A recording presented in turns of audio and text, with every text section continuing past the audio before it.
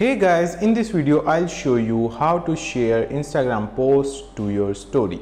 So either I can share Instagram reel, I can share IGTV video, or I can share Instagram post. For example, I want to share a post of someone else. So what I'll do, I'll click on this send button, and here we are getting an option of add post to your story. I'll click on this one.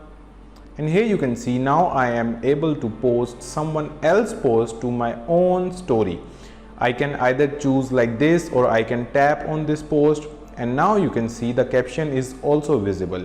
I can drag it around and I can again tap on it and the caption will be removed. I can also give credit to the page owner by typing here success thoughts. Yes. You can see I can choose any font name and done. So now I'll post by clicking on here.